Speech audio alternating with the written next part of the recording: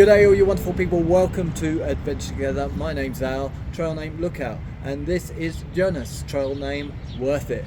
And today we are just going to do a brief talk to camera about an incident that happened yesterday when we were getting off trail. It was a moment where I almost lost my life. In all seriousness, it was the closest I've been to death in many years, and it scared the life out of me, for want of a better phrase. It was hair-raising, and I think that firstly I liked Worth It to tell the story from his perspective, and then I'll add in what happened. I wasn't filming at the time, so Worth It, you want to tell the story? Yeah, sure. So the last day out here to Lake Tahoe was harder than we thought. At the end, about 2 miles from the Highway 50, you have a very steep downhill next to what you can call a small waterfall. And you had two choices: either go down to the valley, which some in our group did, but their quote was they met the Boulder Valley of Hell, so it wasn't that nice down there either.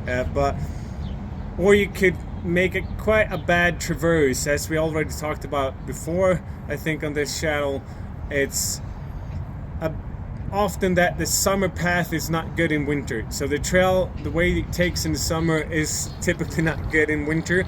And this was true for this. So we had quite a bad of a traverse, but we chose the traverse. So we did the traverse to keep high because we had intel that just after this there would be dirt trail the last 2 miles. So we knew it was a short bet and we wanted to get to dirt trail as fast as possible. So I was up front kicking steps, and all of a sudden I came to a point where it flattened out, and I looked at my far out and it looked like I was on trail. So we kept looking around, and all of a sudden, about 10 meters above, maybe 10 yards above my head, I saw the trail. And we were so happy because it had been a hard day. We've been on snow for a long time. So I shouted out like, "Trail!" And Jacques Paul just said, "Take me to trail," because he couldn't see it. It was like, where's the trail? "It doesn't matter, take me to trail." And I was like, all right, I'll take you to trail.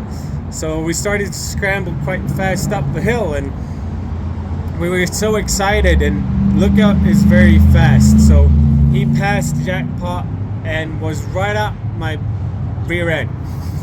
And typically during the Sierra, we have been telling each other to keep the distance in sketchy snow, and especially around rocks and scrambling. But we all lost it. We were so excited. We were close to town. It's going to be finished. We're going to have a good meal and all that. So I scrambled up, and exactly on this part of trail, sometimes they build up the trail with rocks, and this is one of those places. So coming up the trail, it was a boulder that was maybe this big. Lean in a bit. Yeah, this big, and at least that thick. So it was a big one. It was bigger than my torso. Probably about 1,000 pounds at least. And well, I didn't realize it was laying very loose on just one edge on two other big stones.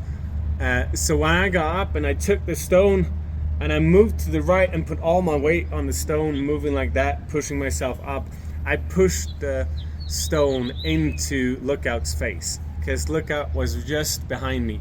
So basically I disappeared, and he just saw a big rock coming at him, and he didn't have the time to react, basically. So from my perspective, I got up, and then I got to see the whole thing, which was in another way a bit weird and also scary. So this is where we get to my perspective. Worth It was above me, his feet. We were on a very steep incline, sort of hands and feet scrambling up these rocks. And I wasn't sure, I thought it was his foot that was on the rock, but as he tells it, it was his hands. It tipped over and I thought it was going to seesaw back to its original position.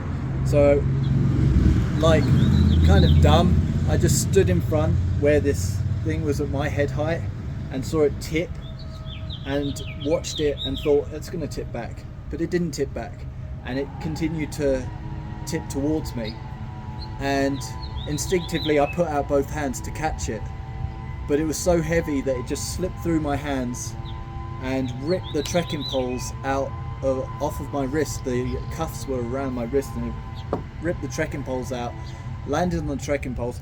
I jumped so that I would part my feet and my toes wouldn't get crushed, and I went to step to my right, but Jackpot was there. And reminder, we're on a very steep slope. There is no shelf to stand on, it's just loose rocks.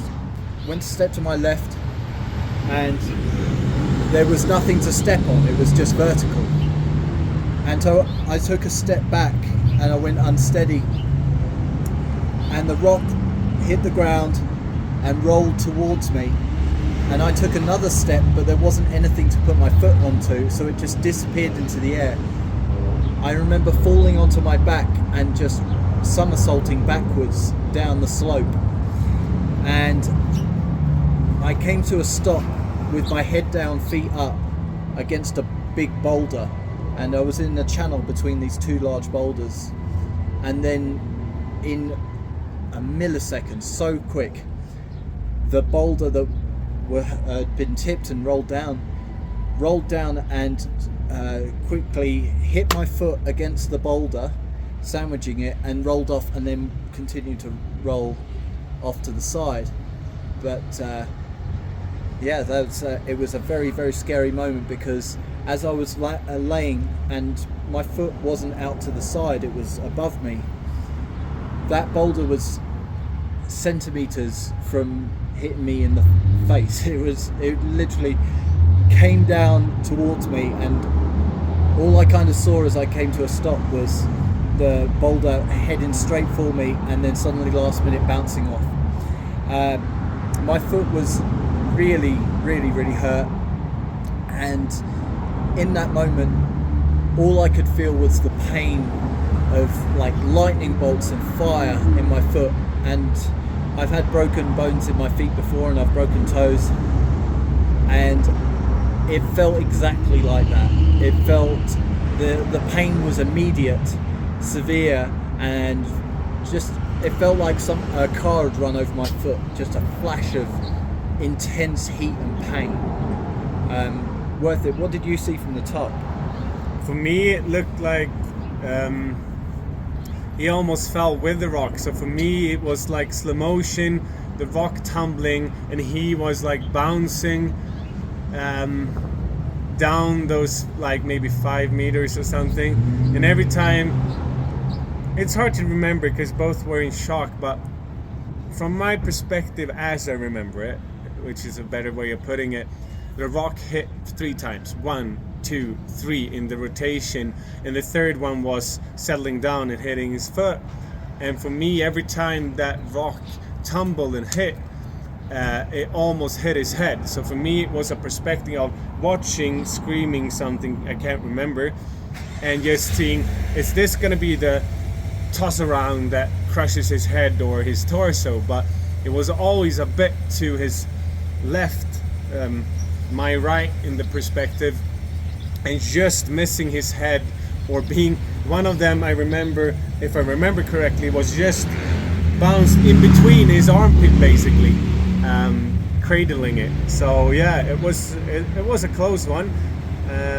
I wouldn't remember where the rock was, because as that time I was just tumbling with my feet going over my head and my head underneath my feet, just rolling down the hill.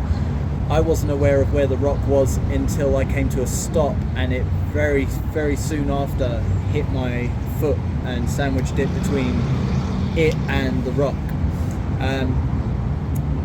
So once I came to a stop, Worth It and Jackpot ran down to me, and I yelled that I think I've broken my foot, and I was upside down, and they said, we're going to get your pack off of you. And I said, never mind the pack, get me sitting upright, I don't want to be upside down. And I sat up, and I said I can't put weight on my foot, and they gave me my trekking poles. Worth It took my backpack up to the trail again, and I managed to hobble up on one foot to the trail. I got along to the trail and sat down on a flat rock up there, and immediately burst into tears. Just the shock hit me. I went into utter shock, just weeping for a long time. Just sat weeping. They couldn't really get much sense out of me because I was hyperventilating as well. I was breathing very fast, and then Jackpot said, "We've got a ride at the bottom, I'm going to go and meet her." And Worth It tried to stay with me, but I asked him to leave because I just didn't feel like I wanted to be. I felt it was all very claustrophobic at that moment. I felt overwhelmed. So I said, "No, just leave." But he didn't. He just stayed ahead of me inside, kept checking on me as we were walking down. Every time we got to snow, he took his time to stamp out steps so that I was able to walk. And I continued to cry all the way down to the car park.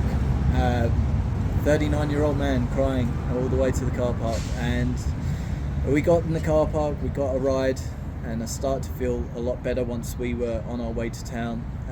Cheered up, and the shock kind of lifted.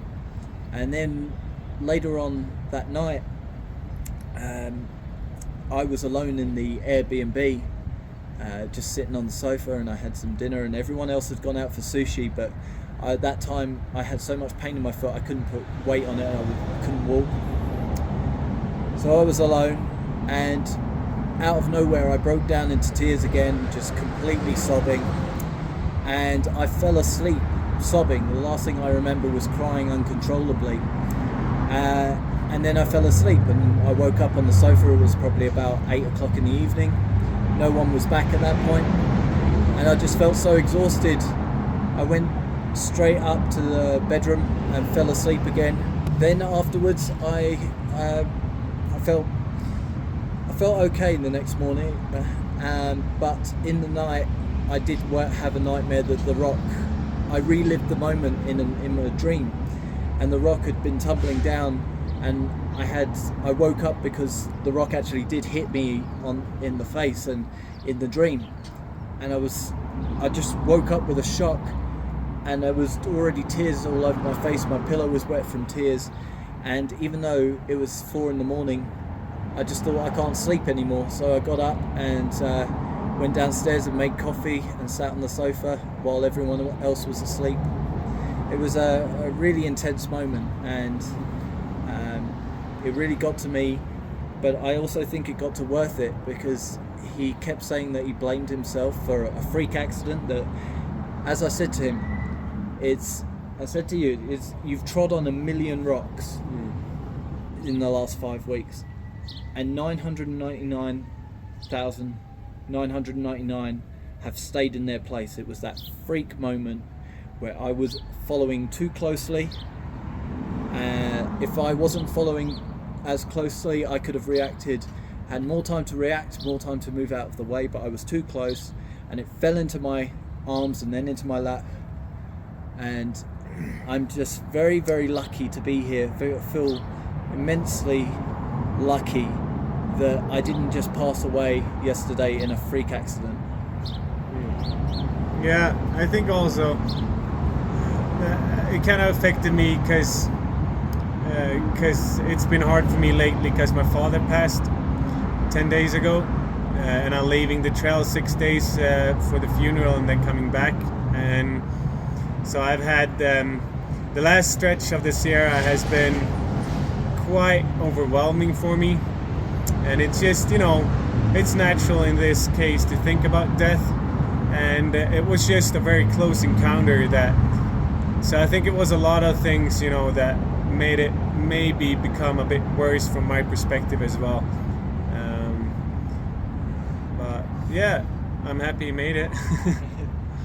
I'm happy to be here, and as I said, we're still good. There was never any blame placed. It was a freak accident, and I just feel very, very lucky. that this rock didn't take me off trail, that I'm still going to be able to hike for now, and no broken bones, no fractures, just a lot of bruising and a lot of trauma. I've got a lot to talk to my therapist about when I go home, I think. Anything else? No, I think that's it. So I just wanted to do this video to explain to you something that happened off camera but is still a major part of the hike, and it's probably going to be a major part of my life, I think, this memory, this experience. But I think that's everything we have for you today, so thank you for joining us, and we'll see you in the next one.